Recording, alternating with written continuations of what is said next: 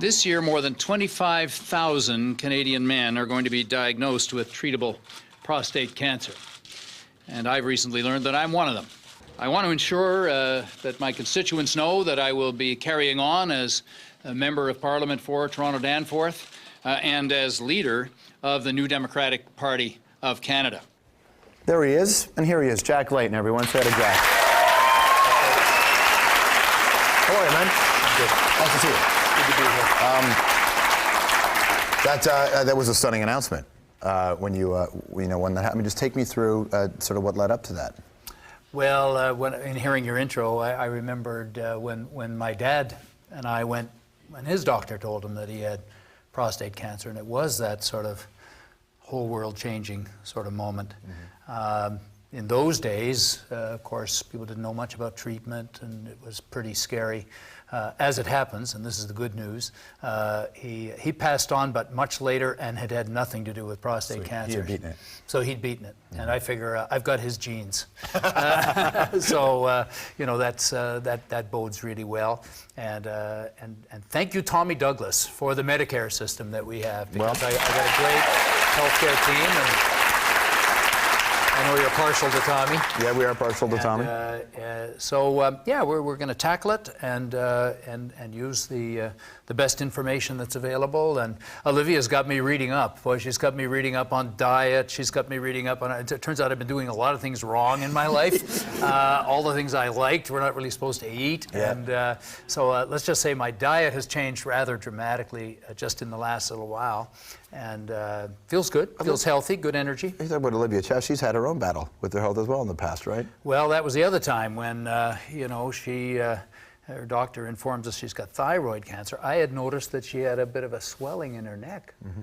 And I kind of wished I'd noticed earlier. Anyway, I noticed it and I said, maybe we better get that checked out. And sure enough, it was thyroid cancer. So surgery, radiation, she's now been cancer-free for 3 years. Mm-hmm. And, if she can beat it, then I'm going to go out there and do the same thing, follow that path. What do you do that? Obviously, it becomes about you and your family, and it's an important moment. How do you then, you're the leader of a federal party. You made the decision to stay on and run, not to run, to stay on, and you may have to run again soon enough, who knows. But was there ever any doubt that you were going to stay as the leader of the NDP, or were you going to step down for a bit? No, no doubt, because I'd watched my dad step down, mm-hmm. because in those days you thought it was the end of the story. And I realized that if he'd stayed on working, he was a member of Parliament himself at the time, mm-hmm. It would have been given him a better quality of life. He had so much more to give, and he found himself at home, kind of driving my mum nuts, and I wouldn't want to do that to anybody. So even if you wanted to stay home, Olivia said no. Although she's there too. Well, and we enjoy working together, and I think everybody says a lot of it has to do with attitude, mm-hmm. and I do have to say, the outpouring of support has been amazing, and the people who come up to you and tell you their own story. Turns out I'm part of a pretty big fraternity here of mm-hmm. guys that either are battling it or have beaten it or whatever the story is. So it all adds to a certain optimism, and I think all that good karma, those good vibrations, those prayers, all of those things are bound to have a really good effect. And my caucus is terrific. They're absolutely supporting me. So we'll just get on with the job. You've always come across as a guy that's fearless. I remember you in municipal politics. You appeared to be fearless. Riding a bike in downtown Toronto can do that to a guy. Yes, it certainly can. Well, that also indicates. Of course, I learned in Montreal. Yeah. I learned in Montreal, so Toronto's pretty easygoing by comparison. Are you fearless about this? I think I've reached a point in my life where you can sort of stare death in the face. It's going to come someday. Yeah. I've had my first grandchild, my baby Beatrice. That changes your worldview. It sort of frees you in a certain sense. Mm-hmm. And as one of my friends said to me, well, now you've got a chance to really nail down what you want to accomplish very, very specifically and get out there and get it done. It's highly motivating. And so I'm not sure if I'm really answering your question. I guess, one is always fearful in a corner of one's mind. Mm-hmm. But I think, I look back on the kind of life I've had, compare it to what you see other people having to face around the world, and who could have been luckier? who could have been more fortunate.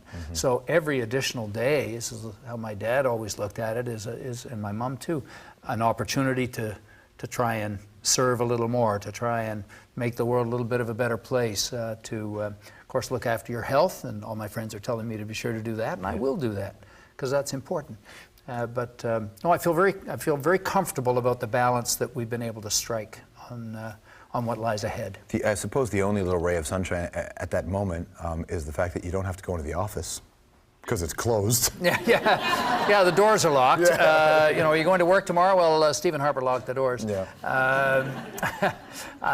You know, maybe the prorogation turned out handy for me in that did, sense. You know, I'm not about to say thank you, however, because I really do think Parliament should have been open. Yeah. And the sooner it opens up again, the better, because we've got a lot of issues to deal with. And the most bizarre statement that was made was, it's better for business when Parliament's not working. Yeah. Well, no, what's the logical extension of that? Yeah. No, absolutely. I think that even the Conservatives now, especially if you take a listen to some of the words inside, they've realized this has been a bad move. Like, this has backfired on them in a profound way. And a lot of people have talked about what will Stephen Harper and the Conservatives do when the House reopens. But the question I would have to you is, what are you all going to do together? Because at the end of the day, this is the House we sent, the citizens, this is what we want, this is the makeup. Versions of this makeup have been sent a couple of times. What does your party, and how do you hope to move forward with this House? Just a few days ago, I called on the other leaders to say, let's make this the session where we put women and children first. Why? Because my fear is that we're going to go back to the same old when it comes to the economy. We're going to say, let's go back to those old policies, you know, the more corporate tax cuts for the banks and all the things that the guys seem to want all the time.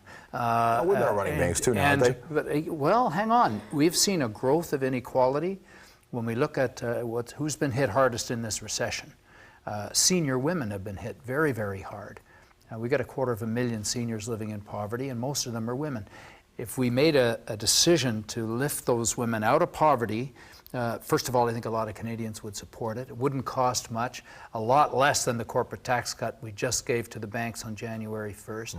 Let's get some priorities straight. Let's actually try to come out of the recession with a more caring kind of a society, one that's a little bit more fair. And so we laid out a whole series of steps that we think could be part of a new direction, and including such things as good food for every child in our country. I'll tell you, one of my biggest problems with and I don't mean government, just the current people who run, I'm talking about the parliamentary system we have right now in this country. One of my biggest problems is there's not equal pay across the board for women, so instantly I can't take a House seriously if they don't make that a priority. But also, I don't feel like the citizens' best interests are in mind when it comes to food regulation. And I mean, you're healthy. I mean, I'm sure food played a big part into the quality of all of our healths, right? Do you have an idea that there's an appetite, for lack of a better word, to fix that part of it? Oh, I think so. And I'm glad you mentioned work for equal pay for work of equal value. It's still not equal in this country. That's ridiculous. No, it's women are earning 70% of what men earn for doing the same work of the same value. It's simply not right. And the recommendations have already come to Parliament. We know what needs to be done.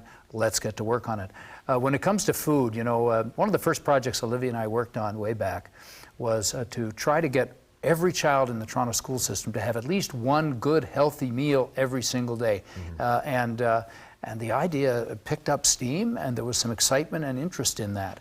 And it sets young people off on a much better path for learning. And when you add it to early childhood, childcare and childhood development, and a real strategy there, I mean, we could come out of this recession actually changing direction and building a better world, as Tommy used to say, Tommy Douglas, rather than going back to the same old thing that brought us into this mess. And that's what I'm hoping that the other leaders in the House of Commons might grab a hold of with us. Do you find it, I mean, I know you're leader of a party, and I recognize you have to say certain things, or maybe there's certain leaders can't say everything that's on their mind because things can be misconstrued. But do you find it frustrating in this glorious country's long history? Only two parties ever get to run this country, and you know, you've steadily grown the popularity of the New Democrats, but there's no threat of you being the Prime Minister soon. Well, of course, I wouldn't consider that a threat, George. Right, but there's no promise of you being the Prime Minister. I would see that as an opportunity, but you know what I'm saying? Like, the NDP have seem to be in the voters' mind, have a position. and running the show, at least overtly, isn't it at the moment. Does that frustrate you? Canadians like to do things step by step, okay? Now, our 300 years? You can hang on, 300 our years? party has only been in existence for 60 years since Tommy started. I mean, we're still pretty young compared to these old parties that were around when Confederation happened and before. What they've done, Canadians are very interesting this way. They've begun to elect NDP mayors. Yeah. You know, it's kind of like your toe in the water. They've begun to elect NDP provincial governments. In Nova Scotia, if you had asked Alexa McDonough when she was the only woman leader of a political party in Canada back in the early 80s, and the only woman in the legislature in Nova Scotia, in fact, they didn't even have a women's washroom then for the elected people. And if you'd said, you're going to have an NDP government in Nova Scotia eventually, I know she would have said yes, but everybody else would have laughed. Right. Well, now we have Darrell Dexter and the NDP in Nova Scotia. Somebody said to me, the NDP can never elect a member of parliament in Quebec. Well, we've done that. Yeah, and Alberta, no less. And we have the only member that's not a conservative in Alberta, the amazing Linda Duncan. I lost a beer to him in a bet on that. And so, any other bets you want to make? Yeah, well, maybe. You know what? Let's think about more with Jack Layton. I want to put him through a job interview. Jack Layton, when we come back after this. I want to go back to something you were saying beforehand. You were alluding to the fact that you don't think you're going to be the Prime Minister. I mean, because you're building a foundation of this house here, of the new Democratic Party. Beginning to be successful in Quebec was key. We used to get 2% of the vote in Quebec, somewhere behind the marijuana party. That's gotta suck, man. Yeah.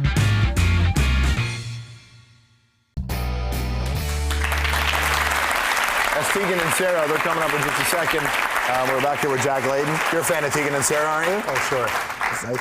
I want to go back to something you were saying beforehand. You were alluding to the fact that you don't think you're going to be the Prime Minister. I mean, because you're building a foundation of this house here, of the new Democratic Party. So if it's a new party, I've always heard you say in a campaign you have to say, I'm running to be the Prime Minister. But it sounded like there was a window there of you saying, look, I'm not going to be the Prime Minister, but I have another goal. Well, Canadians will make the choice. And we're offering the kind of team that could provide good public administration based on Canadian values. And they are going to choose a new Democrat government at some point, I have absolutely no doubt. And what I've said to our party members is to get to that point where people can confide in us and give us that sense of confidence, we have to build a very solid house. We're building a brick house, as it were. And so we start with the foundation. And of course, beginning to be successful in Quebec was key. We used to get 2% of the vote in Quebec, somewhere behind the marijuana party. That's gotta suck, man. No comment. But we built up, we've gone from, we've multiplied our vote dramatically in Quebec, and now there's a lot of positive response because Quebecers share the values of New Democrats, and I think the majority of Canadians, that you want to look after each other. You want to have that basic balance between a caring society, one that rolls up its sleeves on the environment and establishes a leadership position, which Quebec has done. And so yeah, we're starting to be successful in all parts, and at a certain point when you're building that brick house, all of a sudden, the last parts come together pretty darn quickly. Yeah. Are we quite at that stage? I think we're just about there, and we're going to keep working on it. Go back to the health situation, you battling cancer. When Danny Williams had his reality, Danny had to leave to the States for treatment, and the story was, and there's no reason to disbelieve him, that this is what he had to do for his health. For you, could you have gone elsewhere for treatment? There are lots of leading cancer treatment clinics here, but there are other ones around the world as well. Well, you know what I did? I just very simply contacted the same doctor that my dad had, because my dad beat it, and I was there with him when he was with Dr. Trachtenberg, and he's one of the best at Princess Margaret, and so we've been working together, and he has my confidence. He's got a wonderful team, and thank God for, as I said at the beginning, for the Medicare system. I mean, I found myself imagining, what if I was one of those families, those 40 million families in the U.S., where you're literally having to make choices between expensive treatments for cancer or letting your loved ones stay at home and not be treated at all. That would be an awful situation to be in. I mean, in Canada, you don't have to think about what kind of financing have we got to care for our loved one. But it's not the issue. You walk in with your health card, boom, that's it, that's all. But could you leave this, like, There's this idea that says if the best treatment's available, say at the Mayo Clinic, could you go there? Would you go there? Could the leader of the NDP go to there and get treatment? Well, my preference and the choice I've made is to get the treatment here. I've got huge confidence in it. I'm a big believer in what our system has to offer. And of course, it needs improvement. We don't have enough doctors. We're talking about encouraging people to go out and get screened, get checked for prostate cancer. Well, if you haven't got a family doctor, then you're probably not getting an annual checkup or a checkup on with certain regularity. 4 million Canadians don't have family doctors, so they're not catching things early enough. That's why we need to train more doctors and nurses and set up more primary health care clinics. That's got to be a big part of where we go next on healthcare, because then you can nip some of these things in the bud. And besides, the stress on a family when you haven't got access to a doctor, so you basically wait until whatever it is gets so bad you got to go to the emergency, that's expensive and bad for the family in question. So let's do something to correct that, especially with nurses. You know, nurses are undervalued, underused as far as I'm concerned. Let's get more nurses into our system. Come back soon so we can get into about politics. I got more I want to talk to you about. For sure, George. Thanks, man. Good to see you. Thank you. Everybody. Leader of the NDP. We'll be right back with Tegan and Sarah. Thank you.